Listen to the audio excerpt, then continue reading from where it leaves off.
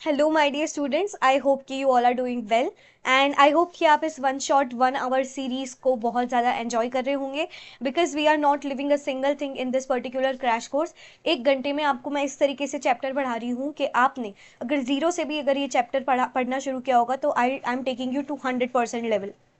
To all those students जो कि नए हैं इस पर्टिकुलर चैनल पे, आप थंबनेल देख के आए होंगे, ज़रूर से आपको इलेक्ट्रिसिटी वन शॉट में पढ़ना होगा। So for you guys I am introducing myself once again. So my name is Kavya Bhatt and I am a science educator on this amazing platform Progressive Education where I build your progress every day। ठीक है, so आज जो है हमारे 1 our 1 shot series का एक और chapter होने वाला है, दैट इज इलेक्ट्रिसिटी। पूरे के पूरे चैप्टर को हम लोग 1 शॉट में कवर करने वाले हैं। ठीक है, और टू ऑल दो स्टूडेंट्स जो नए हैं उनको मैं बता देना चाहती हूँ, हमारी ऑलरेडी बहुत सारे चैप्टर्स जो हैं वो कवर हो चुके हैं। 1 दिसंबर से ये क्रैश कोर्स मैंने लॉन्च किया था। देयर वर मैनी स्टूडेंट्स जो 1 दिसंबर से मेरे साथ एनरोल्ड हैं। एंड अगर आप चाहते हो कि कोई पर्टिकुलर चैप्टर है जो आप मुझसे पढ़ना चाहते हो 1 शॉट में, जैसे कि आज आप जब मेरा वीडियो देखोगे तो you will definitely get to know कि how amazing this sessions are. So अगर आपको ये हेल्पफुल लगता है तो अगर आपका कोई और चैप्टर भी रह जाता है तो आप वो जाके मेरे 1 शॉट सीरीज में देख सकते हो। ठीक है, प्लस मैंने कम्युनिटी पोस्ट में ऑलरेडी डाल दिया है कि कितने चैप्टर हो चुके हैं और कितने बाकी हैं। ठीक है, there are not more chapters left. जितने बड़े बड़े चैप्टर्स थे वो हमने पहले ही कवर कर लिए हैं। अब आपका एक ही बड़ा चैप्टर बचता है, that is carbon and it's compounds. बाकी सारे के सारे चैप्टर्स छोटे छोटे हैं। कल आप लोगों की एक एक्स्ट्रा क्लास लगेगी 5 बजे 5 PM को। संडे है आई नो, बट बहुत लंबा चैप्टर नहीं ले रहे हैं हम, एक छोटा सा चैप्टर आपका अवर एनवायरनमेंट ले रहे हैं। इससे क्या होगा कि हमारी प्रिपरेशन में एक एज मिल जाएगी। मैंने ऐसा सोचा था अवर एनवायरनमेंट को किसी भी एक चैप्टर के साथ में लॉन्च कर दूंगी, but if we are having time तो हम लोग एक दिन पे एक चैप्टर ही करेंगे। आपको क्या करना है बच्चों, अगर आपको इसके नोट्स चाहिए सॉरी, तो आप लोग इसके स्क्रीनशॉट्स नहीं लोगे। Why? Because it takes lot of space in your mobile phone. आप डायरेक्टली मेरे टेलीग्राम चैनल पे जा सकते हो। मेरे टेलीग्राम चैनल का नाम मेरे ही नाम से है, काव्या भट्ट। वहां पे जो भी पीपीटी मैं आपको पढ़ा रही हूँ वही सेम टू सेम पीपीटी मैं आपको नोट्स के फॉर्म में दे रही हूँ। All of that is totally free of cost. आपको सिर्फ जो है उस टेलीग्राम चैनल को ज्वाइन करना है और वहां से पीपीटीज को जो है डाउनलोड कर लेना है। इफ़ यू थिंक कि यू आर न्यू एंड अगर आपका एक आधा चैप्टर रह गया है जो मैंने पढ़ा दिया है और आपका बाकी है, आप 1 शॉट भी जाके देख सकते हो और साथ ही उस पर्टिकुलर पीपीटी को भी आप डायरेक्टली डाउनलोड कर सकते हो। Okay, so without any further delay let's move forward to our amazing session today. Electricity जो है कभी कभी बच्चों को बहुत लंबा चैप्टर लगता है। एनसीईआरटी में इलेक्ट्रिसिटी पूरे 24 पेज का चैप्टर है और मैं बहुत कंसाइज करके अमेजिंग नोट्स के साथ आपके लिए पीपीटी फॉर्मेट में लेके आई हूँ। सो आप जो है ध्यान देना पूरे के पूरे लेक्चर में। 0 सेकेंड से लेके आप 100 सेकेंड्स तक जब कभी भी जितना भी मैं पढ़ाती हूँ, you are suppose to put your mind set here only. इधर उधर विवर मत करना, पूरा का पूरा ध्यान यहाँ रखना। इस इलेक्ट्रिसिटी वाले चैप्टर से ना बच्चों प्रोपोर्शनलिटी वाले क्वेश्चंस आते हैं। प्रोपोर्शनलिटी मतलब एक फॉर्मूला कैसे दूसरे फॉर्मूला से रिलेटेड है। इसका मतलब ये है कि आपको मतलब कुछ फॉर्मूलाज जो हैं वो याद करने पड़ेंगे और कुछ की मैं आपको ट्रिक सिखा दूंगी कि किस तरीके से होता है। ठीक है, सो प्रोपोर्शनलिटी वाले आते हैं तो आप जो है एक भी बात जो मैं बोलूंगी उसे स्किप नहीं कर सकते हो। You are suppose to put 100% of your accuracy over here only. ठीक है, so let's get started without any further delays. So सबसे पहले जो हम कंसेप्ट पढ़ने वाले हैं बच्चों वो है आपका इलेक्ट्रिक करंट। ठीक है, आपकी जो एनसीईआरटी है वो इलेक्ट्रिक करंट को एयर फ्लो या फिर वाटर फ्लो से समझाती है। किस तरीके से वाटर जो है फ्लो करता है पाइप्स के अंदर, बिल्कुल उसी तरीके से आपका जो इलेक्ट्रिक करंट है वो फ्लो करता है आपकी वायर्स के अंदर। जिस तरीके से आपके पानी को फॉर एग्जाम्पल अगर ए पॉइंट से बी पॉइंट में जाने के लिए प्रेशर डिफरेंस की ज़रूरत है। फॉर एग्जाम्पल मान लो कि मेरे पास ये 2 बकेट है। ठीक है, आई हैव 2 बकेट्स एंड इसमें यहाँ तक पानी भरा है और इसमें नीचे तक, तो पानी ऑब्वियसली इस डायरेक्शन में जाएगा। क्यों? क्योंकि प्रेशर डिफरेंस है। और क्या डिफरेंस है? ग्रेडियंट डिफरेंस है। ए मेरे बीकर में पानी ज़्यादा है मेरे बी बीकर से। ठीक है, तो पानी ए से बी मेरा चला जाएगा एंड वाइस वर्सा। सिमिलरली आपका जो इलेक्ट्रिक करंट है वो सर्किट में वैसे फ्लो करता है। चलो हम लोग कुछ इंपॉर्टेंट चीज़ें पहले पढ़ लेते हैं। आपके इंट्रोडक्शन दिया है सबसे पहले, तो आपको बताया कि इस पर्टिकुलर चैप्टर में क्या पढ़ना है। उसके बाद आपको दिया है, ये आपका फर्स्ट टॉपिक है आपका आज का, इलेक्ट्रिक करंट एंड सर्किट। ठीक है, flowing of water constitute water current in reverse. Similarly, if electric charge flow through a conductor, ठीक है, ये आपकी डेफिनेशन पहली ही लाइन से शुरू हो गई है। The electric charge flows through a conductor. For example, through a metallic wire, we say that there is an electric current in the conductor. ठीक है, क्या बोला जा रहा है कि जिस तरीके से पानी ट्यूब में फ्लो होता है, उसी तरीके से जब चार्ज एक क्लोज्ड सर्किट में फ्लो होता है, ओपन की बात नहीं हो रही बच्चों, क्लोज्ड सर्किट, आगे मैं आपको ये भी सिखाऊंगी ओपन और क्लोज सर्किट क्या होता है। अभी के लिए ऐसा समझो कि क्लोज्ड सर्किट में जब करंट पास करता है, उसे हम कैसे डिफाइन करते हैं कि कितना चार्ज कितने समय में एक क्रॉस सेक्शनल एरिया से पास कर रहा है। ठीक है, what does a switch do, एक स्विच का क्या काम होता है। देखो स्विच बच्चों कैसे फंक्शन करती है, स्विच जो है किसी भी सर्किट को तोड़ देती है और साथ ही जोड़ भी सकती है। तोड़ना और जोड़ना क्या होता है, मैंने आपको बताया कि जो करंट है वो सिर्फ क्लोज्ड सर्किट में फ्लो कर सकता है। ठीक है, तो मान लो कि ये आपका एक क्लोज्ड सर्किट है। एक second, just give me a second. Yes, so ये आपका एक क्लोज्ड सर्किट है। ठीक है, और यहाँ पे मान लो आपकी एक स्विच है।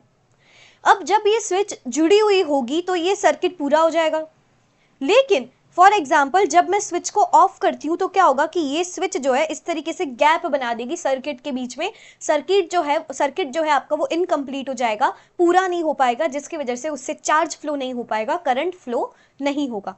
ठीक है, so this is what a switch do. Switch क्या करती है कि जो आपका सर्किट होता है उसे तोड़ देती है, जिससे कि आपके जो चार्ज है वो अंदर से पास नहीं कर पाते। A continuous and a closed path of electric current is known as electric circuit. Electric circuit क्या होता है बच्चों, कंटिन्यूअस होना चाहिए और क्लोज्ड होना चाहिए। जो मैंने पहली बार में बनाया था, this is a closed path of electric circuit. मैंने अभी इसमें बल्ब वगैरह कुछ भी नहीं बताया है, मैं सिर्फ वायरों की बात कर रही हूँ। ठीक है, मैंने बस ये एक वायर ले लिया है जिसके अंदर से मैं करंट फ्लो करा रही हूँ, ये मेरा क्लोज्ड सर्किट है। लेकिन अगर मैं स्विच को ऑफ कर देती हूँ, ये तब है जब ये मेरी स्विच ऑन है। ठीक है, पहला वाला ये डिटरमाइन करता है कि स्विच ऑन कब है, और दूसरा वाला ये डिटरमाइन करता है वो कंडीशन जिसमें आपकी स्विच ऑफ है। ठीक है, इसमें स्विच ऑन है और इसमें ऑफ है। ध्यान से देखो, जब स्विच ऑन ऑफ है तो आपका जो सर्किट है वो इनकम्प्लीट हो जाता है, जिसकी वजह से जो करंट है वो फ्लो नहीं कर पाता। Now if the circuit is broken anywhere or the switch or the torch is turned off, then the current stops flowing and the bulb does not glow. ठीक है, सेम चीज मैंने आपको बता दी। डोंट वरी, हर चीज़ ऐसे ही नहीं लेके आई हूँ आपके लिए, मैंने खुद भी अपने नोट्स भी बनाए हैं। ये देखो यहाँ पे सारे मेरे नोट्स हैं। ये तो एनसीईआरटी के वो पैराग्राफ्स हैं जो इंपॉर्टेंट है, जिनमें ना डेफिनेशंस हैं। ठीक है, how do we express electric current, हम लोग इलेक्ट्रिक करंट को एक्सप्रेस कैसे करते हैं। Electric current is expressed by the amount of charge, the amount of charge flowing through a particular area per unit time. ठीक है, क्या आपने ये ध्यान से पढ़ा कि this is charge per unit time. ठीक है, क्या बोला मैंने आपसे, क्या आपने इस डेफिनेशन में पढ़ा बच्चों कि चार्ज पर यूनिट टाइम को हम लोग करंट बोलते हैं। In other words it is the rate of flow of electric charges. Rate of flow of electric charges का मतलब यही होता है कि charge flowing through a particular cross sectional area in a particular time. Circuits using metallic wires, electrons constitute the flow of charges. अगर जैसे conductors होते हैं ना बच्चों, तो आपने एटम्स पढ़ा होगा 9th स्टैंडर्ड में, आपको पता है कि वैलेंस इलेक्ट्रॉन्स क्या होते हैं, वो इलेक्ट्रॉन्स जो कि आपकी न्यूक्लियस से सबसे दूर होते हैं, जो सबसे लूज होते हैं। तो ये क्या करते हैं कि जब आप जो है फ्लो कराते हो किसी भी सर्किट में करंट को, तो ये इलेक्ट्रॉन्स मूव करते हैं और यही इलेक्ट्रॉन्स बनाते हैं उस इलेक्ट्रिक करंट को। ठीक है, electrons were not known at the time of, ये बहुत इंपॉर्टेंट है। ठीक है, direction of electric current, this is very very important. Electrons were not known at the time when phenomenon of electricity was first observe. जब electricity को पहली बार इंसान ने जाना था तब इलेक्ट्रॉन्स की खोज नहीं हुई थी। So electric current was considered to be flow positive charge and the direction of flow of positive charge to be taken as electric current. एक तो मान लो आपका इलेक्ट्रॉन है, इलेक्ट्रॉन क्या है, नेगेटिव चार्ज है, तो क्या मैं उसको माइनस क्यू से रिप्रेजेंट कर दूं। जस्ट एक रिप्रेजेंट करने का मेथड बता रही हूँ। और अगर मेरा पॉजिटिव क्यू है तो मतलब पॉजिटिव चार्ज है, तो ये पॉजिटिव चार्ज की डायरेक्शन में ही हम इलेक्ट्रिक करंट को कंसिडर करते हैं। ठीक है, conventionally in an electric circuit the direction of electric current is taken as opposite direction of electrons which is negative charge. मतलब अगर मान लो बच्चों मेरे पास ये एक सर्किट है, ठीक है, और मेरे इलेक्ट्रॉन्स जो है इस तरफ मूव कर रहे हैं, जैसे ही मैंने बैटरी लगाई, पोटेंशियल डिफरेंस आया, मेरे इलेक्ट्रॉन्स जो है सर्कुलर मतलब क्लॉकवाइज मूव करने लग गए, तो मेरा करंट जो है ना वो एंटी क्लॉकवाइज फ्लो करेगा। करंट मेरा इस डायरेक्शन में जाएगा, इलेक्ट्रॉन अगर मेरे इस डायरेक्शन में है, ठीक है। तो आप करंट को दो तरीके से बता सकते हो। किन दो तरीके से, कैसे दो तरीके से बता सकते हो? सबसे पहले आई फ्लोज यानी कि current flows in direction of plus Q यानी कि पॉजिटिव चार्ज, या फिर in opposite direction of negative Q यानी कि आपका नेगेटिव चार्ज, ठीक है। सो अब हम लोग हर एक चीज को फॉर्मुलेट करते हैं। क्यू क्या है? आपका नेट चार्ज है, वो चार्ज जो कि आपका क्रॉस सेक्शनल एरिया, कंडक्टर के क्रॉस सेक्शनल एरिया से फ्लो कर रहा है। टी इज द टाइम, कितना टाइम लग रहा है उस पर्टिकुलर चार्ज को फ्लो करने के लिए। I is the current, and उनके बीच में रिलेशनशिप ये है, ठीक है। सो क्या रिलेशनशिप है? Charge per unit time. SI unit क्या है? कूलम है, ठीक है। इलेक्ट्रिक चार्ज की एसआई यूनिट आपकी कूलम है। आप लोगों को इस पर्टिकुलर चैप्टर में हर जगह पे एसआई यूनिट की ना बच्चों बात की गई है। एसआई यूनिट क्या होता है? Standard international units. ये एक ऐसा संस्था है जो कि वर्ल्ड वाइड किसी पर्टिकुलर यूनिट को बताता है कि यही यूनिट सबके लिए चलेगी। चार्ज अमेरिका में हो, इंडिया में हो, जापान में हो, नेपाल में हो, चाइना में हो, हर जगह चार्ज का जो एसआई यूनिट होगा वो कूलम ही होगा, ठीक है। 1 कूलम चार्ज इक्वल्स, ये आपको लर्न करना है बच्चों, this is very very important. 1 coulomb charge equals 6 multiply by 18 10 to the power 18 electrons, ठीक है। This is your suppose to learn. ये सारा ना डेटा है, ठीक है। Just a second.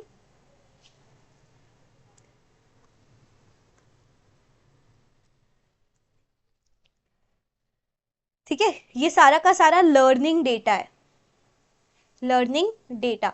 Again I am telling you, notes मत बनाना बच्चों, आप डायरेक्टली टेलीग्राम से इसे डाउनलोड कर सकते हो, ठीक है। चार्ज ऑफ 1 इलेक्ट्रॉन कितना है? 1.6 multiply by 10 to the power 19 minus 19 kolam.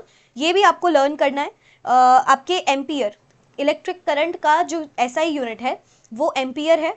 SI unit of electric current, ये एक साइंटिस्ट के नाम पे पढ़ा है, that is Andre Marie ampere.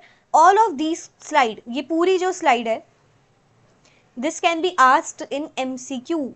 मतलब ये जो सारी चीज़ें हैं ना बच्चों, ये तो आपको न्यूमेरिकल्स वगैरह में पूछी जाती हैं, लेकिन एंड्रे मैरी एम्पियर के बारे में एमसीक्यू में शायद पूछ ले। सो मैं आपको बताती भी हूँ कि आगे किस तरीके से क्वेश्चन पूछे जाते हैं। I have bring questions for you in this particular session, तो थोड़ा सा यहाँ पे ध्यान रखना। अभी के लिए थियरी समझो, कुछ अच्छी थियरी पढ़ के हम लोग क्वेश्चन प्रैक्टिस भी उसी टाइम पे करने वाले हैं, ठीक है। 1 एम्पियर का क्या मतलब होता है? Flow of 1 coulomb of charge in 1 second. कई बार ना बच्चे जो हैं कंफ्यूज हो जाते हैं 1 एम्पियर में, 1 जूल में, 1 वोल्ट में, 1 वॉट में।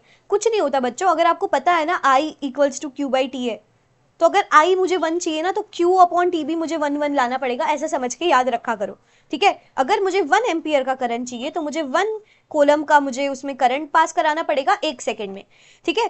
So this is it. अब ये कुछ इंपॉर्टेंट यूनिट देख लो। ये इसको ना हम लोग माइक्रो बोलते हैं, सॉरी इसको हम लोग माइक्रो बोलते हैं, और इस m को हम लोग मिनी बोलते हैं, ठीक है। 1 मिली एम्पियर का मतलब क्या होता है, मैं लिख भी देती हूँ, वेट। इसका मतलब है 1 मिली एम्पियर। आपकी गर्लफ्रेंड मिली की बात नहीं कर रही हूँ, मिली एम्पियर की बात कर रही हूँ। इसकी वैल्यू होती है 10 टू द पावर -3 एम्पियर, ठीक है।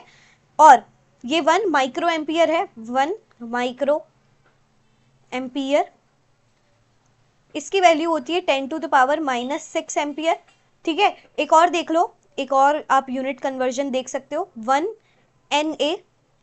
आपने ये यूनिट ना 9th में पढ़ा होगा ग्रेविटेशन में, तो शायद कभी पूछ ले 10th में, तो 1 नैनो एम्पियर,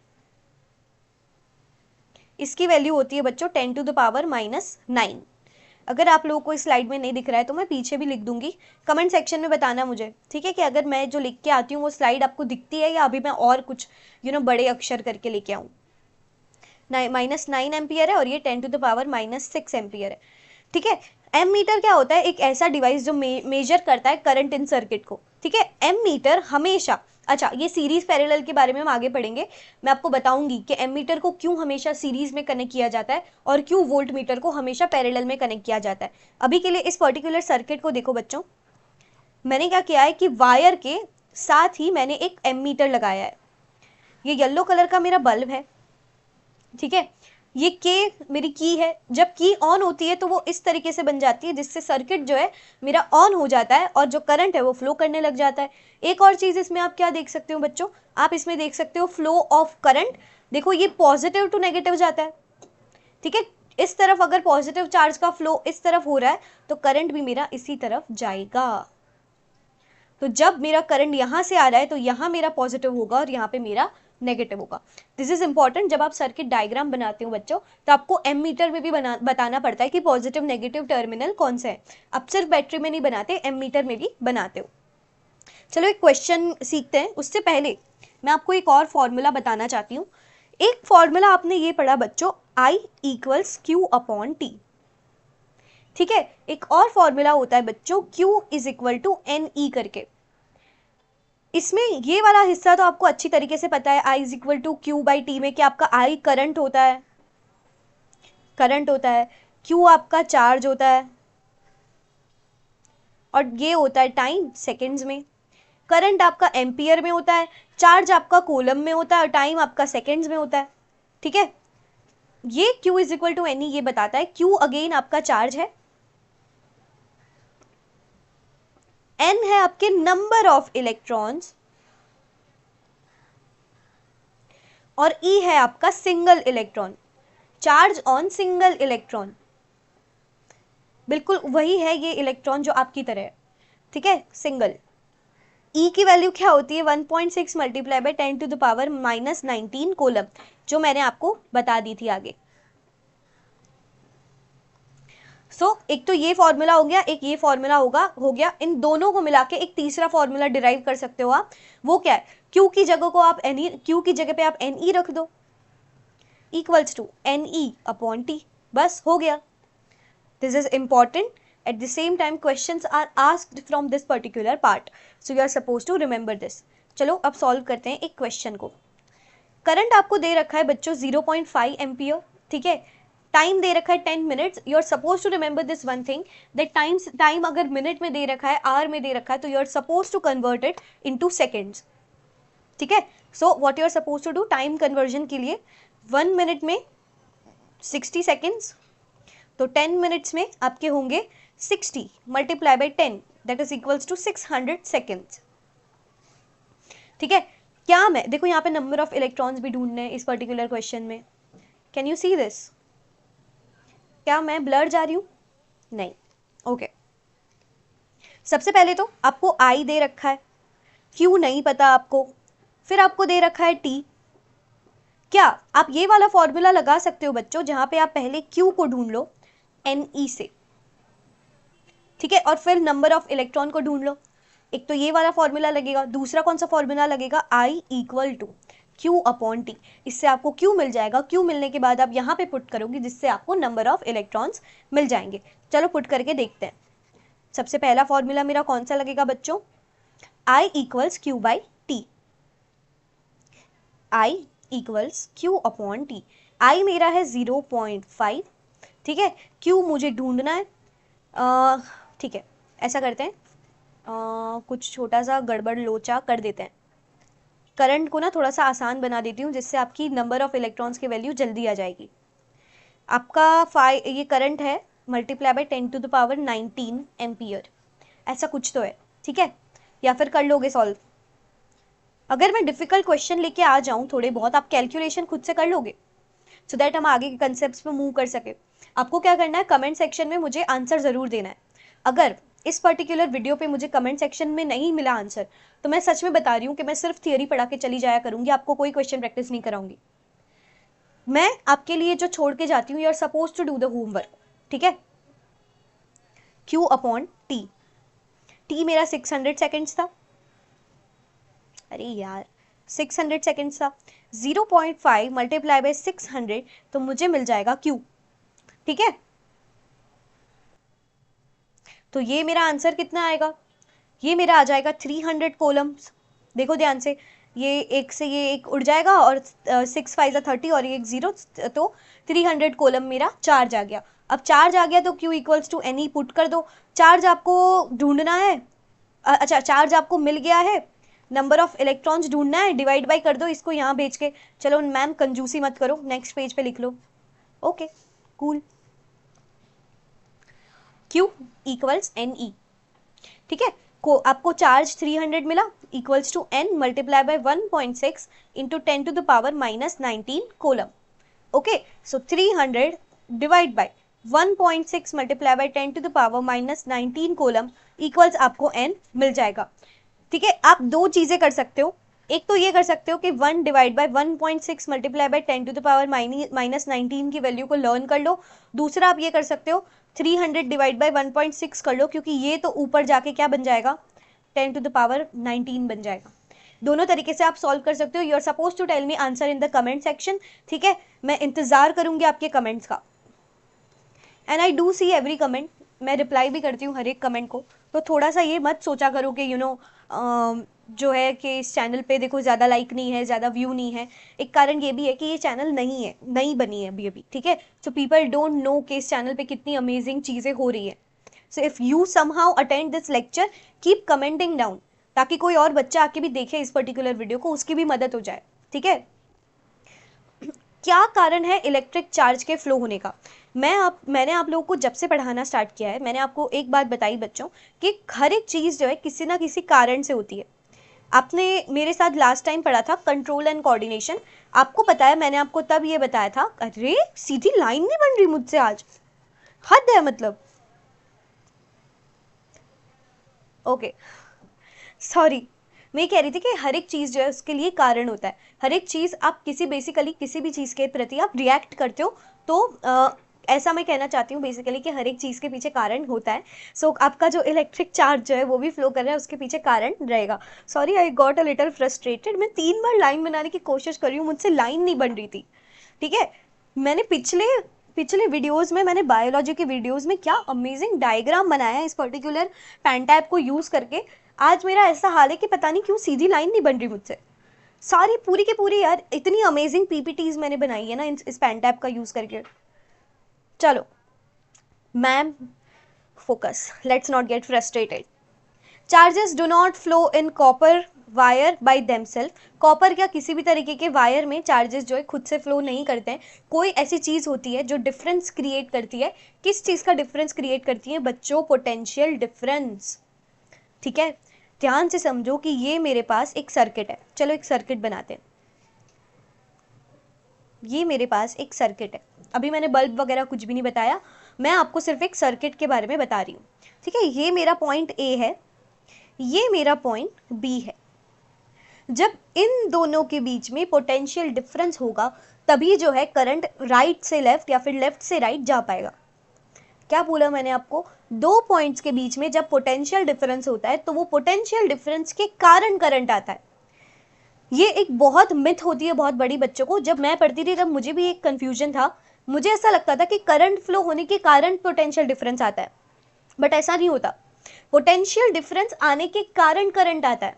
और ये जो बैटरी है, मुझे भी ये एक तकलीफ रहती थी जब मैं पढ़ती थी इस पर्टिकुलर चैप्टर को कि बैटरी जो है वो करंट देती है, नहीं। जब आप एक सर्किट में बैटरी को ज्वाइन करते हो ना बच्चों, मान लो कि मेरे पास ये एक सर्किट है, ठीक है, मान लो मेरे पास ये एक सर्किट है, यहाँ पे, अरे यार हद है यार, आज मेरी एक भी डायग्राम ढंग से नहीं बन रही। ओके, एक इस तरीके से मैंने बैटरी को ले लिया। ठीक है, तो अब ये जो बैटरी है ना बच्चों, ये पोटेंशियल डिफरेंस क्रिएट करती है।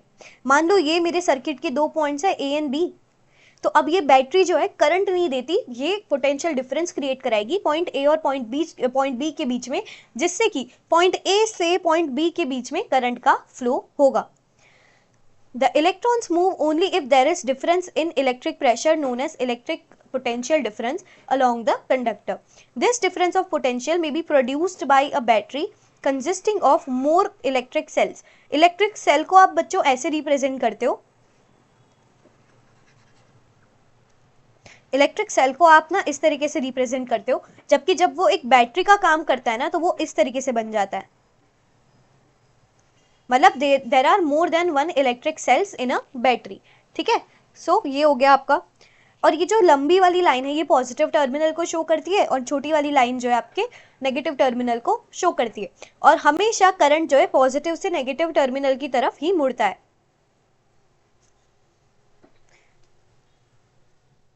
When cell is connected to a conducting circuit in element, the potential difference sets the charges in motion in conductor and produces an electric current. ये मैंने आपको समझा दिया।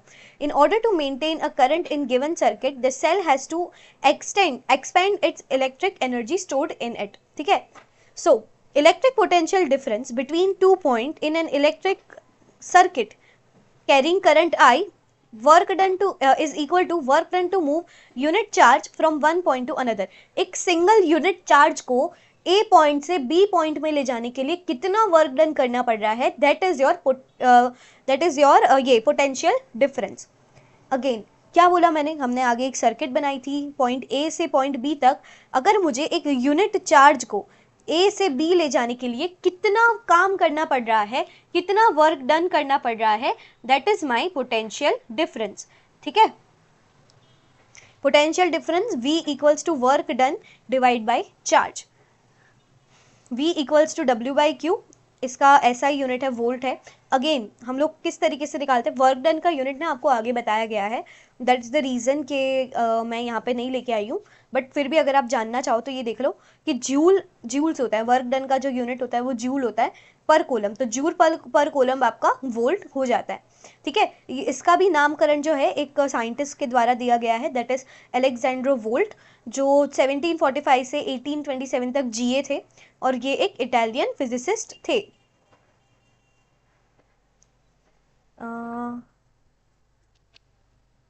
ठीक है, सो 1 वोल्ट, अब देखो जैसे हमने इलेक्ट्रिक करंट की बात की थी ना कि 1 coulomb upon 1 seconds equals 1 ampere, उसी तरीके से 1 joule of work done upon 1 coulomb of charge equals आपका 1 volt. Potential difference between 2 points in a current carrying conductor when 1 joule of work is done to move 1 coulomb of from one point to another। ये भी मैंने आपको बता दिया कि जितने भी 1 वाले हैं ना, 1 ampere, 1 coulomb, 1 joules, 1 watt, 1 volt, ये सारी चीज़ें ना एग्जाम में पूछी जाती है 2 मार्कर्स में, तो दिस इज़ वेरी इंपॉर्टेंट। अच्छा, ये जूल पर कोलम है, इसको ना रिप्रेजेंट आप ऐसे भी कर सकते हो, this is your exponents and powers. ठीक है, आपने ये 8th स्टैंडर्ड में पढ़ रखा है। पोटेंशियल डिफरेंस है वो मेजर किया जाता है एक इंस्ट्रूमेंट से जिसे हम लोग वोल्ट मीटर कहते हैं। ठीक है, वो इस तरीके से पैरेलल में कनेक्टेड होता है। अब इस पर्टिकुलर सर्किट में बच्चों मुझे ये बताओ, अगर ये मेरा पॉजिटिव टर्मिनल है, ये मेरा नेगेटिव टर्मिनल है, तो मेरा करंट क्या इस डायरेक्शन में फ्लो करेगा?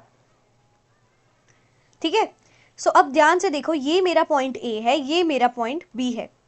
पॉइंट ए टू बी एक कोलम के चार्ज को ले जाने में जितना मुझे वर्क डन करना पड़ रहा है वो मेरा आपका वोल्ट हो गया। ठीक है, मैं आपको बताऊंगी आगे सीरीज और पैरेलल में क्यों किया जाता है। चलो एक क्वेश्चन प्रैक्टिस करके जाओ मेरे साथ। W इक्वल्स टू ये दे रखा है आपको, पोटेंशियल डिफरेंस दे रखा है, पी डी नहीं, पी ये पी वी नहीं, पी डी आएगा। ओके, आपको वर्क डन निकालना है। आपको पता है potential difference equals work done upon charge होता है, तो अगर वर्क डन मुझे ढूंढना है तो मैं क्या करूंगी, potential difference multiply by charge कर दूंगी। ठीक है, जस्ट सिंपली शिफ्ट किया है, पोटेंशियल डिफरेंस मेरा 12 वोल्ट्स है, मल्टीप्लाई बाय आपका चार्ज कितना है, चार्ज है आपका 2 coulomb, that is equals to work done. तो ये हो गया आपका 24 जाउल्स इक्वल्स टू आपका वर्क डन, आपको मिल गया हमको वर्क डन मिल गया। अरे ठीक है, अब सर्किट डायग्राम के बारे में पढ़ लेते हैं, क्या क्या चीजें होती हैं एक सर्किट में। इमेजिन करो थोड़ा सा, एक तो आपका बल्ब जलेगा, ठीक है, दूसरा क्या होगा, की होगी जो ऑन या ऑफ करने पे सर्किट ओपन या क्लोज होगा, बैटरी लगेगी पोटेंशियल डिफरेंस बनाने के लिए। अब पोटेंशियल डिफरेंस कितना बढ़ रहा है या घट रहा है उसके लिए हम लोग क्या करेंगे, एक वो लगा देंगे, अरे वोल्ट मीटर, करंट कितना जा रहा है मेरे वायर में ये जानने के लिए हम लोग क्या करेंगे, एमीटर लगा देंगे। एमीटर हो गया, वोल्ट मीटर हो गया, बैटरी हो गई, आपका बल्ब हो गया, की हो गई, एक और दो चीज होती है that is resistor and rheostat, उसको भी हम लोग पढ़ेंगे। इलेक्ट्रिक सेल को बच्चों इस तरीके से रिप्रेजेंट किया जाता है एंड इलेक्ट्रिक सेल में ये वाला टर्मिनल जो लंबा वाला है पॉजिटिव होता है, छोटा वाला नेगेटिव होता है। अगेन जब इलेक्ट्रिक सेल बैटरी बनता है तो उसका जो लंबा वाली साइड वाला जो होता है आपका वो पॉजिटिव टर्मिनल होता है, बाकी का नेगेटिव टर्मिनल। स्विच ओपन इस तरीके से होती है, स्विच क्लोज इस तरीके से होती है। वायर जॉइंट आप कैसे बताओगे, इस तरीके से। वायर क्रॉसिंग विदाउट जॉइनिंग को आप इस तरीके से बताओगे। इलेक्ट्रिक बल्ब आपका इस तरीके से होगा,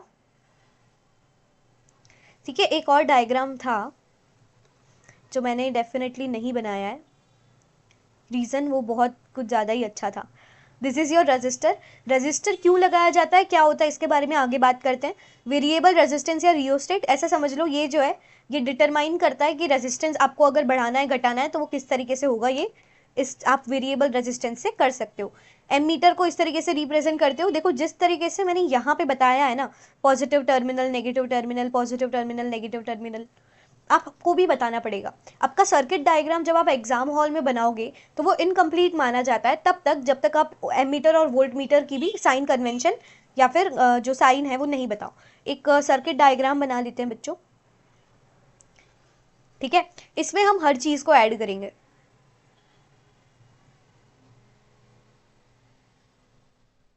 हर एक छोटी से छोटी चीज को इसमें हम ऐड करेंगे।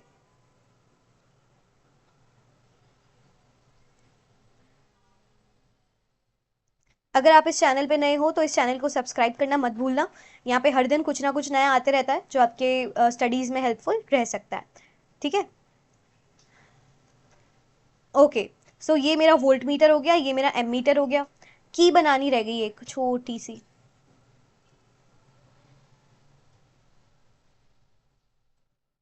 एक बात बताओ, की बैटरी से पहले बनती है या बाद में? कमेंट सेक्शन में ये बताओ मुझे, की जो है बैटरी से पहले बनती है या बाद में, या फिर इस पर्टिकुलर बाद में मतलब इस पर्टिकुलर सर्किट में मैं अगर बना रही हूँ, ठीक है।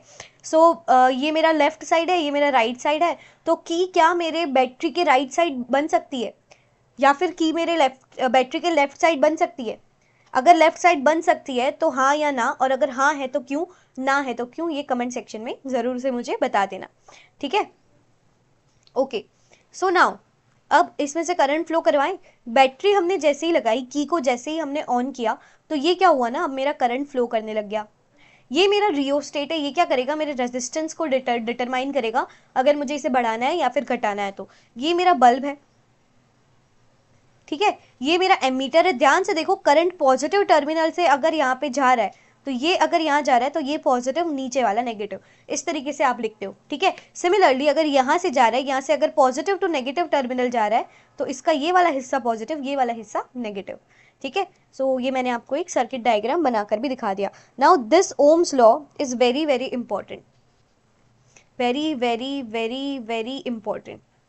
ये आपको, ये उन कंसेप्ट में से है जो पूछे ही जाते हैं, ठीक है, क्योंकि ओम्स लॉ के ऊपर ही आगे आप रेजिस्टेंस के बारे में भी पढ़ने वाले हो, ठीक है, फिर रेजिस्टिविटी के बारे में भी पढ़ने वाले हो, ठीक है।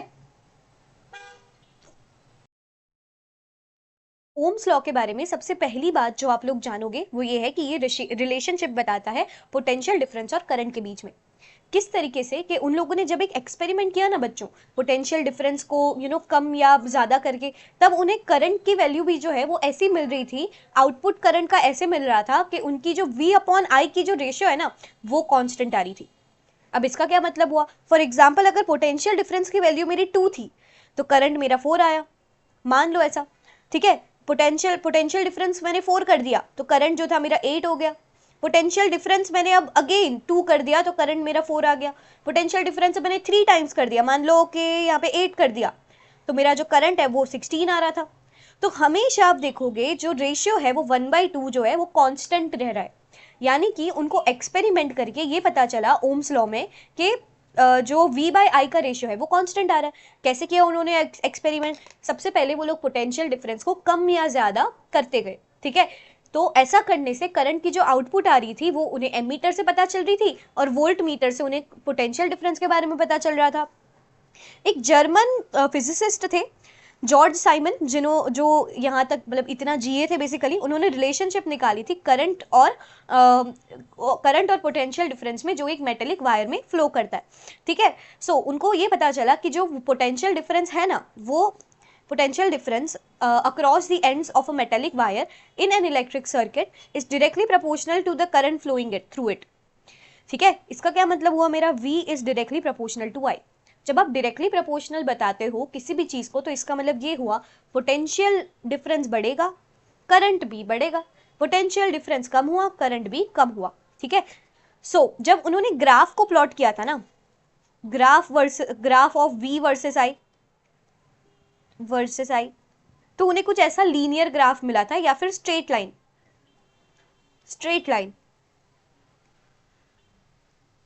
आप इन ग्राफ को देखते कैसे हो बच्चों, मान लो कि यहाँ पे जब मेरा पोटेंशियल डिफरेंस यहाँ पे इतना बड़ा था ना, यहाँ पे 0 होता है, 0 से जब मान लो 1 हुआ, तो उन्होंने देखा कि मेरा करंट भी जो है ना उतना बढ़ रहा है। बिल्कुल इस तरीके से आप ग्राफ को स्टडी करते हो। मैंने जस्ट आपको बता दिया, this is not something that is necessary, but as I said मैं कुछ भी चीज छोड़ना नहीं चाहती, तो मैंने जस्ट आपको बता दिया। ठीक है, so V is directly proportional to I। अब इस प्रोपोर्शनलिटी को हटाने के लिए हम लोग क्या करते हैं, एक कांस्टेंट पुट करते हैं, तो V equals to I into R, where your R is proportionality constant। proportionality constant।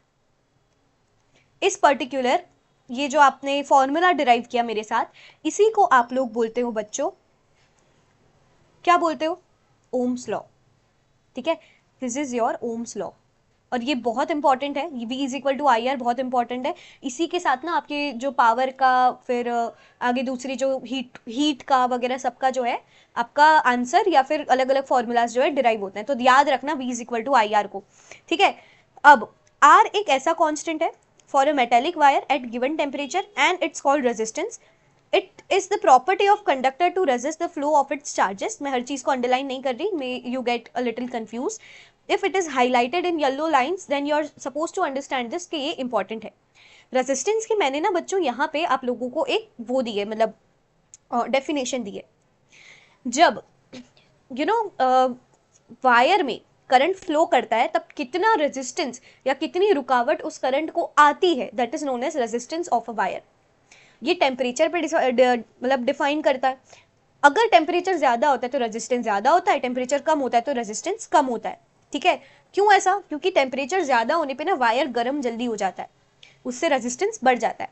ठीक है, property of conductor to resist the flow of charge through it, its SI unit is ohm represented by this. ठीक है, अब ध्यान से देखो, SI unit को जैसे हमने आगे डिराइव किया था वैसे ही हम लोग यहाँ पर भी डिराइव करेंगे। ठीक है, R equals to V by I। ठीक है, V मेरा किस में होता है, वोल्ट्स में, I मेरा किस में होता है, एम्पियर में। तो क्या ऐसा मैं लिख सकती हूँ, ओम का मतलब होता है V एम्पियर इनवर्स।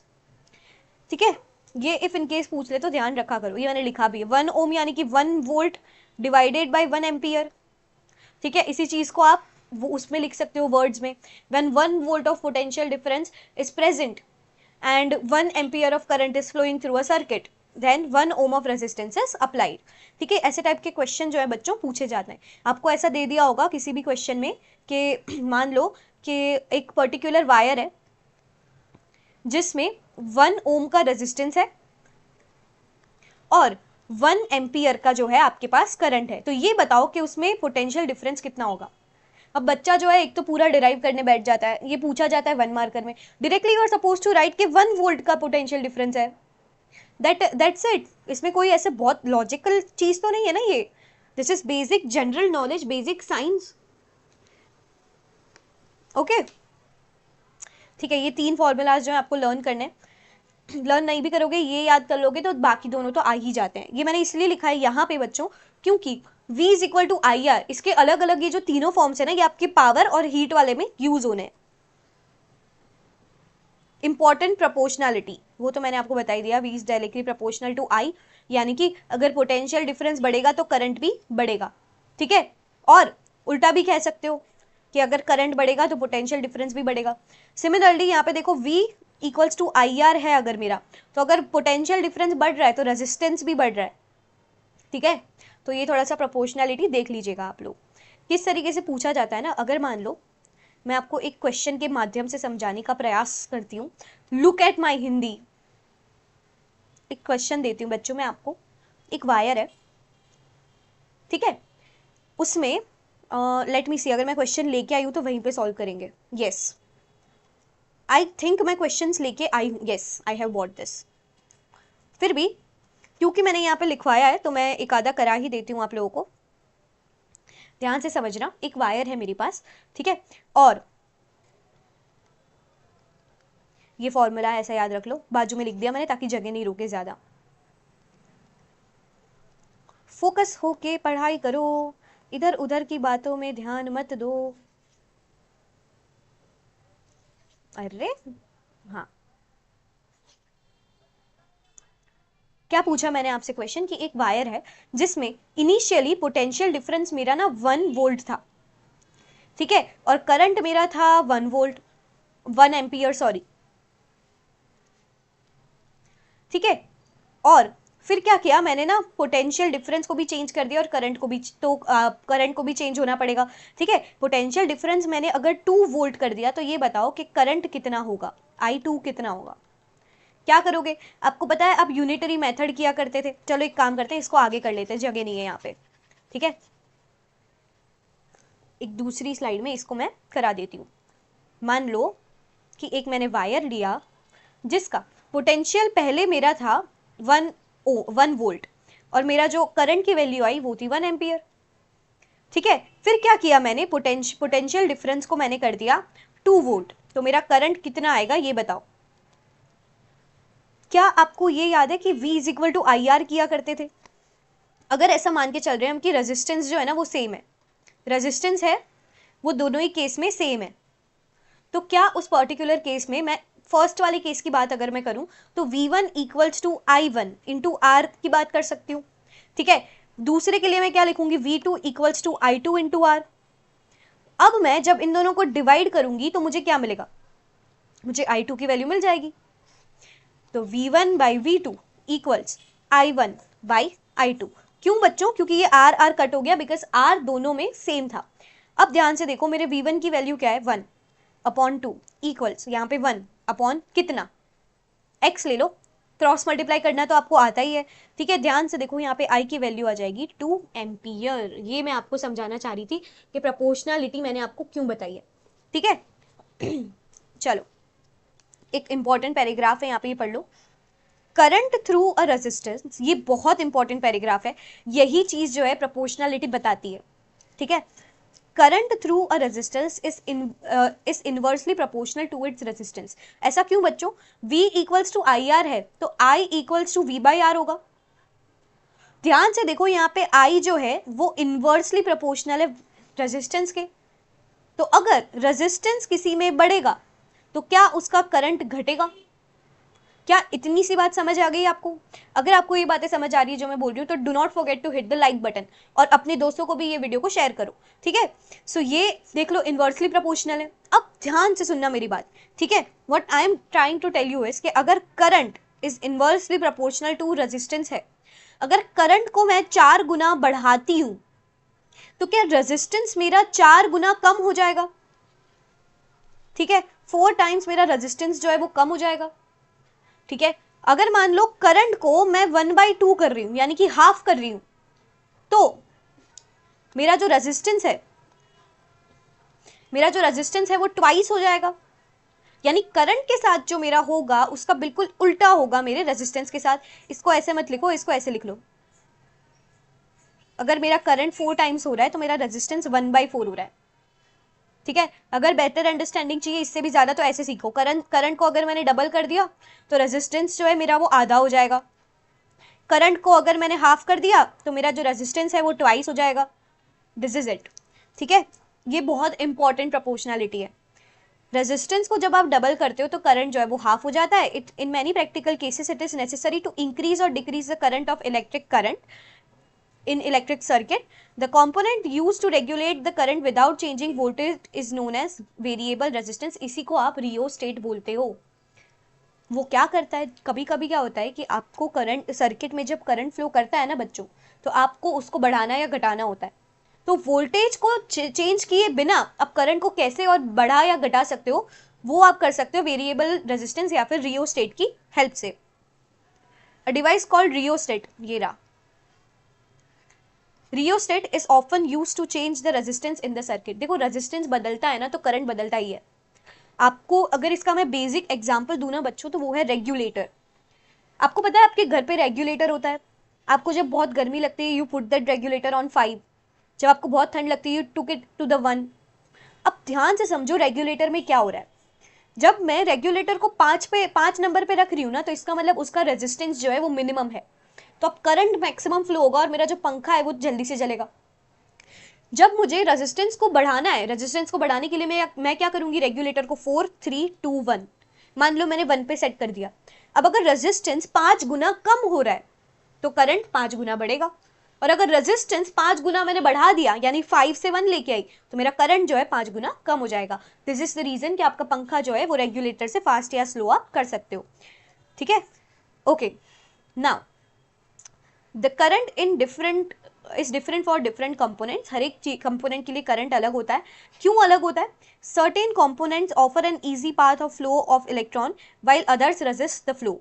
ठीक है, the motion of electrons in an electric circuit constitutes it's electric current. क्या होता है, किसी भी मेरे पास कोई एक मटेरियल है, उसमें कितनी फ्रीली एक इलेक्ट्रॉन मूव कर पा रहा है, ये डिटरमाइन करता है करंट के फ्लो को। अगर मेरे इलेक्ट्रॉन्स आसानी से फ्लो कर जा रहे हैं तो वो अच्छा कंडक्टर हो गया, अगर नहीं आसानी से कर पा रहे तो वो इंसुलेटर हो गया। देखो यहाँ पे सीख लो इस चीज को। सबसे पहले कंडक्टर्स को तो आप जानते ही हो बचपन से, allow better flow of electrons with lesser resistance. ठीक है, यहाँ पे करंट जो है आसानी से फ्लो होता है, रेजिस्टेंस इनका कम होता है। ओके, गुड कंडक्टर्स क्या होते हैं, जो लेसर अमाउंट ऑफ रेजिस्टेंस देते हैं। बैड कंडक्टर्स जिसमें रेजिस्टेंस जो है वो ज्यादा होता है। ठीक है, एक बात ऐसे भी समझ के देखो, अगर रेजिस्टेंस बढ़ रहा है, ठीक है, चलो ठीक है आगे बताती हूँ, हीटिंग इफेक्ट में बताऊंगी, ये बात बहुत अच्छी सी, ये बहुत अच्छी बात है। ठीक है, substances that have high resistive power and do not allow electrons to flow through them easily। Good insulator जो होते हैं, बैड इंसुलेटर जैसा अगर देख भी लो तो ऐसा समझ लो कि थोड़े बहुत इलेक्ट्रॉन्स पास कर जाते होंगे, लेकिन इंसुलेटर का मतलब ये होता है कि वो अलाउड नहीं कर रहे हैं मतलब इलेक्ट्रॉन्स को पास करने के लिए। ओके, अब फैक्टर्स क्या क्या है रेजिस्टेंस को अफेक्ट करते हुए? एक तो length of conductor, cross sectional area and material of conductor. ठीक है, लेंथ डायरेक्टली प्रोपोर्शनल होती है, क्रॉस सेक्शनल एरिया से इन्वर्सली प्रोपोर्शनलिटी होती है। किस तरीके से होता है बच्चों, ये ध्यान से देखो। अगर ये मेरी वायर है, ठीक है, अब जो है मेरा पोटेंशियल डिफरेंस सिर्फ इस और इस पॉइंट पे लग रहा है, ये पॉइंट ए है, ये पॉइंट बी है। अगर मैंने इस वायर को इतना मानो लंबा कर दिया, तो क्या अब मेरे पोटेंशियल डिफरेंस बढ़ जाएगा? ए और बी के बीच में डिस्टेंस बढ़ने से क्या इलेक्ट्रॉन्स को ज्यादा लंबा सफर तय करना पड़ेगा? पोटेंशियल डिफरेंस क्या होता था बच्चों? Work done to take an electron from one place to another. तो अगर मेरी वायर पहले इतनी लंबी थी, अब वो इतनी लंबी हो रही है, तो वर्क डन तो बढ़ रहा है ना। इसमें ए और बी में लाने, इस फर्स्ट वाले केस में ए और बी में लाने में, ए टू बी लाने में कितना कम वर्क डन करना पड़ेगा? यहां से कूद के इलेक्ट्रॉन्स खुद भी जा सकते हैं। इसमें सेकेंड केस में आप ध्यान से देखो, वर्क डन ज्यादा करना पड़ेगा, पोटेंशियल डिफरेंस जो है बढ़ जाएगा। ठीक है, सो जब लेंथ बढ़ जाती है तब आपका जो रेजिस्टेंस है वो बढ़ जाता है। ठीक है, और जब क्रॉस सेक्शनल एरिया, यानी कि अगर मेरी वायर पहले इतनी थी, तो मानो इतनी वायर से 3 इलेक्ट्रॉन्स पास कर रहे हैं, अब इतनी हो गई है तो 6 इलेक्ट्रॉन्स पास कर रहे हैं। ठीक है, इसके ना अच्छे अच्छे क्वेश्चंस बनते हैं, हम आगे देखेंगे किस तरीके के। इन दोनों से क्या मैं ऐसा रिलेट कर सकती हूँ कि R is directly proportional to L upon A. Proportionality हटाने के लिए मैं किसको लाऊंगी? रो को। इस पर्टिकुलर चीज को बच्चों रो बोलते हैं, रॉ नहीं, रो। ठीक है, अब ये रॉ क्या कहता है कि रो क्या कहता है कि ये मतलब कांस्टेंट प्रोपोर्शनलिटी है इलेक्ट्रिकल रेजिस्टिविटी के, इसको हम लोग इलेक्ट्रिकल रेजिस्टिविटी कहते हैं। रेजिस्टेंस और रेजिस्टिविटी में बच्चों ये फर्क होता है कि जो आपका रेजिस्टिविटी है ना, वो मटेरियल स्पेसिफिक होता है, मतलब फिक्स होता है कि कॉपर की इतनी रेजिस्टिविटी है, इसकी इतनी रेजिस्टिविटी है। रेजिस्टेंस फिक्स नहीं होता, आप उसे बढ़ा या घटा सकते हो। ठीक है, रियोस्टेट की मदद से। ऐसा यूनिट किस तरीके से देखेंगे, किस चीज का देखना है? चलो रेजिस्टिविटी का ऐसा यूनिट कैसे दिखते हैं हम लोग, ध्यान से देखो, ये एरिया, ये R into A by L हो जाएगा, ठीक है, व्हाइट पेन से लिखूं ज्यादा अच्छे से दिखेगा। ये क्या रेजिस्टिविटी मेरे पास R into A upon L हो जाएगा, ठीक है। मेरा R का क्या है, ohm, into metre square divided by length का क्या यूनिट होता है, मीटर, मीटर मीटर कट हो जाएगा, मेरे पास बचेगा क्या, रो एम, अरे रो क्या, ओम एम। तो रेजिस्टिविटी का मेरे पास जो यूनिट होता है वो होता है ओम मीटर, ठीक है। मेटल्स और एलॉयज की ना रेजिस्टिविटी कम होती है, जब रेजिस्टिविटी कम होती है, रेजिस्टिविटी में भी आप ये देख सकते हो, ध्यान से देखो, आर एल अपॉन ए, ठीक है। रेजिस्टिविटी क्या होता है बच्चों की, मान लो कि मेटल्स में तो क्या है कि इजीली इलेक्ट्रॉन छूट जाते हैं, उनके वैलेंस शेल में जो है इलेक्ट्रॉन्स होते हैं वो आसानी से छूट जाते हैं, तो वो इलेक्ट्रॉन जल्दी से पास ऑन कर जाते हैं, ठीक है। इनकी जो रेंज है ये आपको लर्न करनी है, ये 10⁻⁻8 से 10⁻⁻6 तक होती है, ठीक है। गुड कंडक्टर्स ऑफ इलेक्ट्रिसिटी होते हैं। इंसुलेटर्स की रेजिस्टिविटी बहुत हाई होती है, 10⁻12 से लेके 10⁻17 तक जा सकती है। Both resistance and resistivity varies with temperature, एक ऐसा फैक्टर है टेम्परेचर जो रेजिस्टेंस और रेजिस्टिविटी को अफेक्ट करता है, ठीक है। टेम्परेचर बढ़ने से ना रेजिस्टेंस एक्चुअली में बढ़ता है, और टेम्परेचर कम करने से रेजिस्टेंस जो है वो घटता है, ठीक है। Resistivity of an alloy is generally higher than constituent metals. देखो अलॉय को ना बनाया ही इसलिए जाता है, मेटल का तो क्या है, अगर ज्यादा रेजिस्टेंस हो गया, अगर मुझे कुछ काम करना है तो वो जल के राख हो सकता है ना। अब मैं अलॉय जब बनाऊंगी ना तो दो ऐसे मेटल को जोड़ूंगी, एक जो गुड कंडक्टर हो, दूसरा वो जिसका मेल्टिंग पॉइंट हाई हो। इससे क्या होगा, मेरा ज्यादा लंबे समय तक जो है वो वायर जो है मैं पर्टिकुलरली उसे काम करा पाऊंगी। ऑक्सीडाइज नहीं होते, बर्न नहीं होते रेडिली एट हाई टेम्परेचर, ठीक है। फॉर दिस रीजन, देखो ऑक्सीजन तो चाहिए होता है बर्निंग के लिए, they are commonly used as electric heating devices, जैसे हीटिंग आयन, टोस्टर्स ये वगैरह है। Tungsten is most exclusive filament of electric bulbs, where is copper and aluminium are generally good electrical transmission lines. एक question practice कर लेते हैं बच्चों।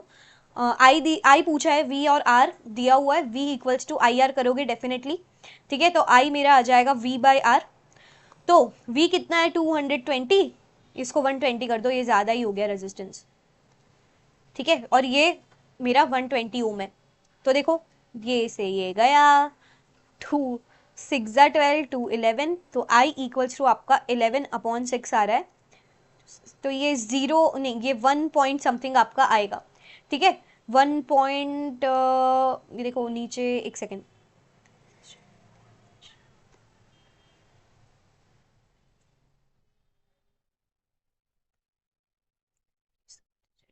ठीक है, तो 1 पॉइंट समथिंग आएगा, ये आप देख लेना खुद से, मैं बता भी दूंगी आपको आंसर क्या आता है, but I want you to comment down, ठीक है। क्वेश्चन, इसका आंसर देखो, ये सिमिलर क्वेश्चन है जो मैंने आगे कराया था, ध्यान से देखो। इसको भी क्या मैं I1/I2 इक्वल्स V1/V2 लिख सकती हूँ, कैसे, आपको पता है R कांस्टेंट था तो हमने उसको निकाल दिया था। I1 कितना है, 60/I2 इक्वल्स 30/60। इधर इधर से ना 60 को काट मत देना, गलती करोगे, ठीक है। ये किस तरीके से बनेगा ना, 60 × 60 divided by 30 equals to I2, ये ऐसा आएगा, तो ये 3600/30, तो ये 120 एम्पियर आपका करंट जो है वो आ जाएगा, ठीक है। करंट आपका आएगा 120 ampere. Did you understand this? वो वाले क्वेश्चन का आंसर मैं बता देती हूँ आपको, 1.8 समथिंग आ रहा है, ठीक है, 1.8 और उसके आगे भी कुछ आ सकता है, हम 1.8 जो है कंसिडर कर रहे हैं, ठीक है। ओके, सो नाउ आपके पास ये क्वेश्चन एक और पूछा गया है, आपको L1 दिया है, एरिया 1 दिया है, L2 दिया है और A2 दिया है, आपको पता है। देखो हमने ना ये V इक्वल्स टू IR में किया था बच्चों, कि जैसे इनवर्स रिलेशन निकाला था करंट और रेजिस्टेंस के बीच में, कि अगर करंट बढ़ता है जितना, रेजिस्टेंस उतना ही कम होता है। अब लेंथ और एरिया भी तो इनवर्स रिलेशन में ही है, ठीक है। रेजिस्टेंस जो है डायरेक्टली प्रोपोर्शनल लेंथ के है, मतलब लेंथ जितनी बढ़ेगी रेजिस्टेंस उतना बढ़ेगा, और रेजिस्टेंस इनवर्सली प्रोपोर्शनल है मेरा एरिया के साथ, यानी एरिया जितना बढ़ेगा रेजिस्टेंस उतना ही कम होगा। तो चलो देखते हैं कि ये दोनों चीजें किस तरीके से अफेक्ट करती हैं आपके रेजिस्टेंस को। L1 अपॉन, देखो फॉर्मूला मैं बता देती हूँ, R equals to rho L upon A है। इसमें से रो मेरा जो है वो कांस्टेंट रहता है बिकॉज वो मटेरियल स्पेसिफिक है। देखो यहाँ पे अगर ऐसा मेंशन होता है ना क्वेश्चन में कि सेम मटेरियल यूज किया है, तो उसमें रेजिस्टिविटी कांस्टेंट होती है, ठीक है, एक मटेरियल की रेजिस्टिविटी सेम होती है। तो मैं इसको डायरेक्टली L1 अपॉन A1 और यहाँ पे R2 के लिए, ठीक है चलो लिख ही लेते हैं। मुझे लग रहा है कि मैं ज़्यादा पढ़ा रही हूँ, फिर ना ये वन शॉट लंबा हो जाएगा, लेकिन ठीक है। R1 equals to row L1 upon A1 और R2 equals to row L2 upon A2। ध्यान से देखो, ये ऐसे कट हो जाएगा और ये अब उल्टा जाएगा, ठीक है। कैसे उल्टा जाएगा, ये इस तरीके से हो जाएगा, upon A1 equals A2 upon L1। अब सिर्फ आपको जो है पुट करनी है values, L1 30 A1 60, L1 30 A1 60 equals क्या दे रखा है, A2 आपको 120 दे रखा है, तो आपको L2 निकालना है। सबसे पहले तो यहीं से कर दो, ये 1/2 हो गया, ठीक है। सो ये कुछ ऐसा हो रहा है 1/120 अपॉन 2 इक्वल्स टू 120, नहीं मल्टीप्लाई में जाएगा, सॉरी क्रॉस मल्टीप्लाई हो रहा है ना, तो यहाँ पे L2 equals to 120 multiply by 2, यानी कि आपका L2 आएगा 240 मीटर्स। अब मैं आपको कुछ चीजें जो है दिखाना चाहती हूँ, ठीक है। ध्यान से देखो, अगर मेरा L1 मेरा 30 था और L2 और एरिया 1 मेरा क्या था 60, ठीक है, एरिया 1 मेरा 60 था। L2 मेरा 120 है और एरिया 2 मेरा 240 है। जब आप इन दोनों को डिवाइड करते हो तो क्या आपको लगता है कि ये जो है ये 1/2 आ रहा है, और इसको डिवाइड करते हो तो ये भी 1/2 आ रहा है? ऐसा क्यों हो रहा है? जितने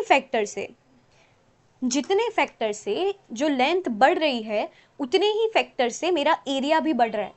तो इससे ना क्या हो रहा है, मेरा रेजिस्टेंस में कोई फर्क नहीं आ रहा है। यहाँ पे तो बदलना चाहिए था ना, मैं अगर लेंथ और क्रॉस सेक्शनल एरिया बढ़ा या घटा रही हूँ तो मेरे रेजिस्टेंस में तो चेंज आना चाहिए था। तो मैम इस पर्टिकुलर केस में क्यों चेंज नहीं आया? इनिशियली मेरा जो रेशियो था L1 और A1 का वो 1/2 बन रहा था, और अभी भी जो L1 और A2 है उसका मेरा जो रेशियो बन रहा है वो 1/2 ही बन रहा है। अगर आपको कंफ्यूजन है ना बच्चों, ध्यान से देखो, मैंने ना यहाँ पे फॉर्मूला यूज किया था, इसी को मैंने आगे लिखा है। ये बस जो नीचे लिखते हैं ना वो रेसिप्रोकल हो जाता है, तो ये अभी भी R1 अपॉन R2 ही है, ठीक है।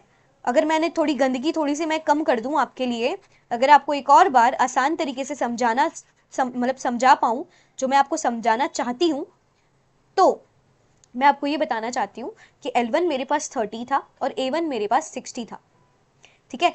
A2 मेरे पास 120 था और आपको L2 खोजना था, जिससे L2 हमें मिला था 240।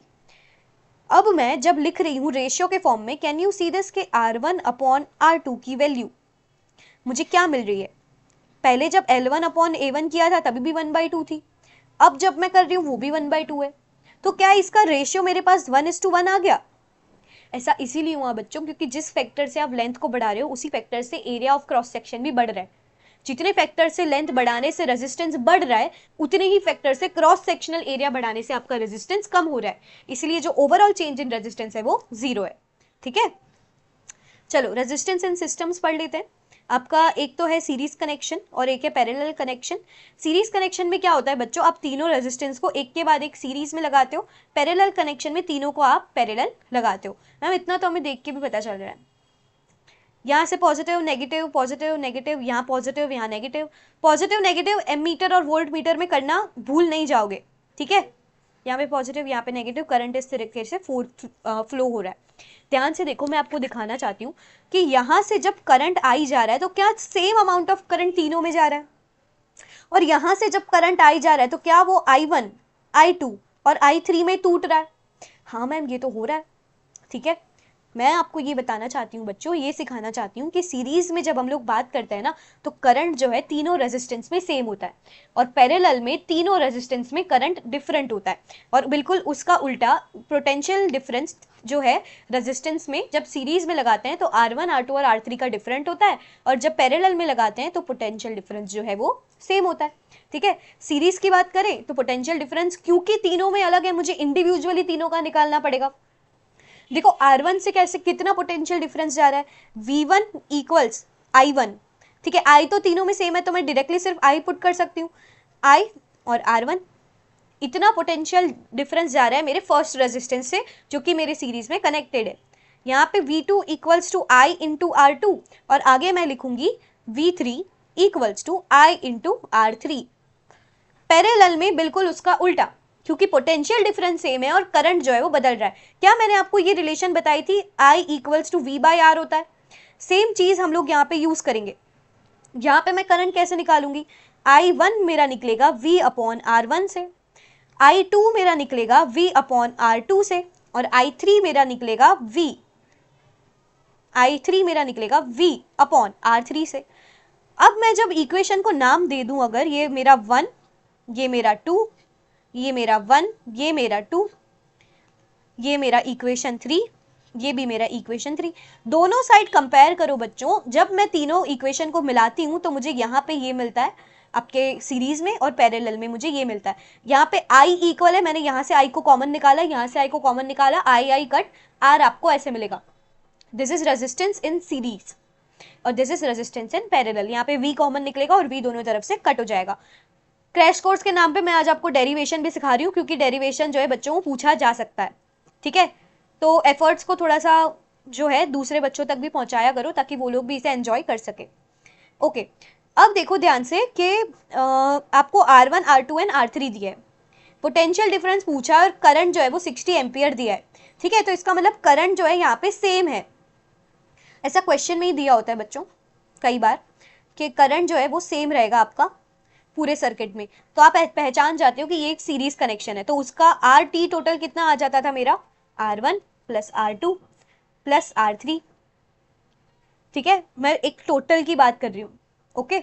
अच्छा ये बताओ, क्या पोटेंशियल डिफरेंस जो मेरा है वो सीरीज में तीनों में अलग अलग आता था? हाँ मैम, तीनों में अलग अलग आता था। तो ये जो आपको मिल रहा है ना, आपको यहाँ पे ऐसा मेंशन किया जाना चाहिए कि पोटेंशियल डिफरेंस आपको पूरे सर्किट का निकालना है। अगर एक का पूछे तो एक का निकालो, दूसरे का पूछे दूसरे का, तीसरे का पूछे तीसरे का। कैसे निकालते हैं ये मैं आगे वाले क्वेश्चन में बताऊंगी, अभी यहाँ पे फोकस करो। यहाँ पे मान लो आपको पूछा है कि potential difference of the whole circuit, तो आप क्या करोगे, पहले रेजिस्टेंस निकालोगे। 3, 4, 5, 6 रेजिस्टेंस आपको मिल रहा है टोटल 6 ओम, ठीक है। और करंट आपको दिया है 60 एम्पियर। तो V इक्वल्स टू IR के रिलेशन से क्या मुझे 60 इंटू 6 360 वोल्ट्स मिल जाएगा, ठीक है। अब आप देखो इस पर्टिकुलर क्वेश्चन में जहां पे आपको I पूछा है, ये एक पैरेलल का केस है, मैं पहले ही बता दूं पैरेलल का केस है। यहाँ पे सिर्फ आपको I पूछा है, यहाँ पे मैं ऐसा पूछ लेती हूँ I2 बताओ कितना है। क्यों ऐसा हुआ, ध्यान से याद करने की कोशिश करो। मैंने जस्ट आपको बताया कि पैरेलल में जो पोटेंशियल होता है ना वो चेंज नहीं होता, करंट चेंज होता है, ठीक है। तो क्या मैं इसको ऐसा लिख सकती हूँ, अगर मुझे I2 पूछा है तो मैं सेकेंड वाले रेजिस्टेंस को उठाऊंगी, तो मेरे पास R2 कितना है, 2 ओम, और I2 मुझे निकालना है। और अगर मेरे पास V, तो क्योंकि पैरेलल में तीनों में सेम है तो वो 30 वोल्ट ही रहेगा। तो V इक्वल्स टू IR करो और क्या करोगे, I2 निकाल लो। V 30 है, R को 2 मतलब डिवाइड करो और I2 निकाल लो। I2 आपको मिलेगा टोटल कितना मिलेगा, 15 एम्पियर, यानी कि रेजिस्टेंस 2 से 15 एम्पियर करंट निकल रहा है, ठीक है। इस तरीके से निकालोगे। और अगर आपको टोटल करंट निकालना है ना पूरे का, तो आप क्या करोगे, पहले R1 से करंट निकालोगे, I2 से करंट निकालोगे, I3 से करंट निकालोगे, फिर टोटल करोगे। अगर सिर्फ रेजिस्टेंस पूछा है तो आप R/1 upon RP equals 1 upon R1 plus 1 upon R2 plus 1 upon R3 वाला लगाओगे। और अगर आपको सिर्फ I के बारे में पूछा है तो आप उस तरीके से उसे देखोगे। In series circuit, the current is constant throughout the electric circuit. Thus, obviously, it is impracticable connection of electric bulb and electric heater in series. देखो क्या होता है, मान लो कि मैंने यहाँ पे एक बल्ब लगाया, यहाँ पे एक बल्ब लगाया और यहाँ पे एक बल्ब लगाया।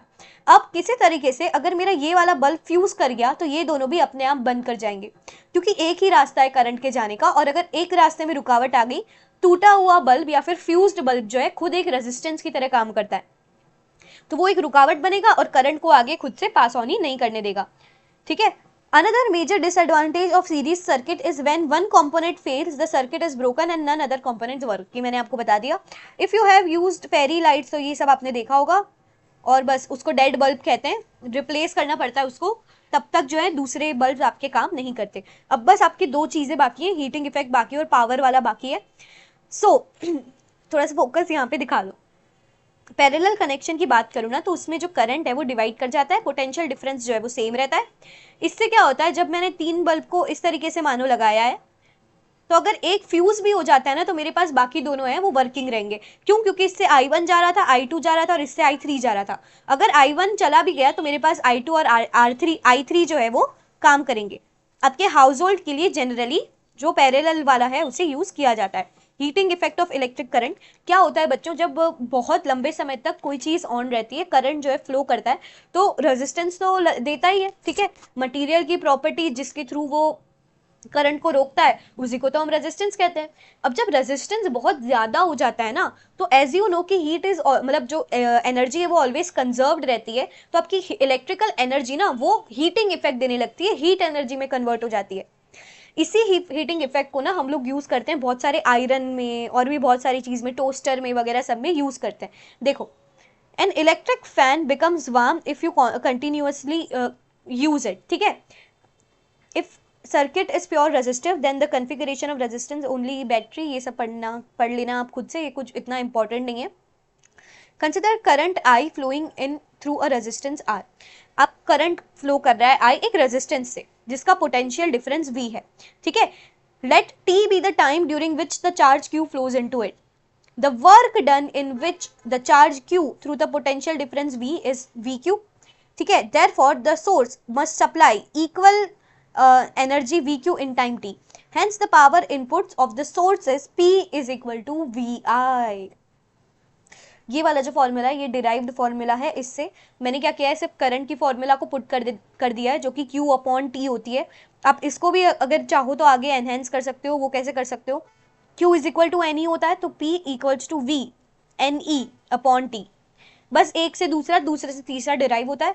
पावर को मैंने आपको समझा दिया कि क्या होता है, हीट एनर्जी जो है वो रिलीज करता है कोई भी अप्लायंसेस। ऐसा मान लो एक सर्किट है जिसमें I करंट है, V पोटेंशियल डिफरेंस है, Q वो चार्ज है जिसे A पॉइंट से दूसरे पॉइंट में लेके जाना है, W इज और वर्क डन, तो VQ हो जाएगा कि आपको कितना वर्क डन करना है, उतनी ही पावर जो है अप्लायंसेस आपको देंगे, ठीक है, इन रिटर्न, जिसको आप लिखोगे P is equal to VI से, जिसे आप बताओगे V Q अपॉन T, और उसी की जगह आप ये भी लिख सकते हो। ओके, हीट क्या होता है फिर, हमने तो अभी पावर की बात की। This energy get dissipated in resistance as heat. जिस एनर्जी से इलेक्ट्रॉन्स जो है फ्लो कर रहे हैं, इलेक्ट्रिकल एनर्जी, वो हीटिंग एनर्जी में कन्वर्ट हो जाती है। स्टेडी करंट I मान लो, amount of heat produced in time T is power heat, sorry मेरा गला सूख गया, heat equals power into time, ठीक है। पावर की वैल्यू मैंने यहाँ पे पुट कर दी, H equals to I square RT। इसको आप कितना आप बोलोगे मैं उतना डिराइव करके दूंगी आपको। देखो I क्या होता है, I की जगह मैं V बाई आर लिख सकती हूँ, तो क्या यहाँ पे I equals to V square upon R square into RT लिख सकते हो। तो क्या ये H equals to V square by R into T हो जाएगा। हाँ मैम हो जाएगा, ये एक तरीके से हो गया। और क्या कर सकते हो आप, H equals to I square RT है, यहाँ पे I को मतलब R की जगह कुछ रख दो, ठीक है, V बाई I होगा R आपका, तो यहाँ पे क्या किया आपने, H equals to I square multiply by V upon I into T, तो ये I से एक I मर जाएगा, H equals to I V T आपको मिलेगा, ठीक है। और IV क्या था मेरा, पावर इंटू टाइम, यानी कि ये वाला। पता चला आपको, एक ही चीज से हर चीज रिलेटेड है, इसीलिए आपको मैं कह के थक गई कि कुछ फॉर्मूलाज याद रखो, उसी से सब डिराइव हो जाएगा। ओके, सो ये तो डेरिवेशन मैंने आपको सिखा दिया। अब देखो जूल्स लॉ क्या होता है। जूल्स लॉ बच्चों आपका आपसे ये कहना चाहता है कि जब हीट जो है प्रोड्यूस होती है किसी कंडक्टर में, तो वो डायरेक्टली प्रोपोर्शनल होती है स्क्वायर से, करंट के डायरेक्टली प्रोपोर्शनल होती है उस टाइम से जितने टाइम में चार्ज क्यू फ्लो कर रहा है, और डायरेक्टली प्रोपोर्शनल होती है रेजिस्टेंस से, यानी रेजिस्टेंस जितना बढ़ेगा हीट उतनी बढ़ेगी, ठीक है। यही तीनों चीजों को आप जूल्स लॉ कहते हो। जूल्स लॉ इंपॉर्टेंट कंसेप्ट है, ये आपको पूछा जा सकता है। प्रैक्टिकल एप्लीकेशंस को मैं लास्ट में रखूंगी, अगर टाइम होगा तभी ही मैं आपको वो पढ़ाऊंगी, और else what you are suppose to do it, कि आपको सिर्फ उसे पढ़ लेना है। आपको क्या करना है, मेरे टेलीग्राम पे जाना है, वहां पे लिखना है काव्या भट्ट अपने टेलीग्राम पे जाओगे, काव्या भट्ट लिखना है, वहां से जाके इन नोट्स को डाउनलोड कर लेना है और ये सारे जो प्रैक्टिकल एप्लीकेशंस हैं heating effect of electric current के, ये पढ़ लेना है। एनसीईआरटी में थोड़ा सा कॉम्प्लिकेटेड करके दे रखा है, उसको सिंप्लीफाइड करके ये पीपीटी मैंने बनाई है, आप जो है इसे फ्री में डाउनलोड कर सकते हो उस टेलीग्राम चैनल को ज्वाइन करके। ओके, ये इतने सारे यूजेस हैं, ठीक है, और ये यूजेस याद रखने हैं, ये पूछे जाते हैं 4 मार्कर में, तो कंजूसी मत करना, ठीक है, जाके उन पीपीटी को डाउनलोड कर लेना। इलेक्ट्रिक पावर बच्चों ये हमारा लास्ट टॉपिक है, ठीक है।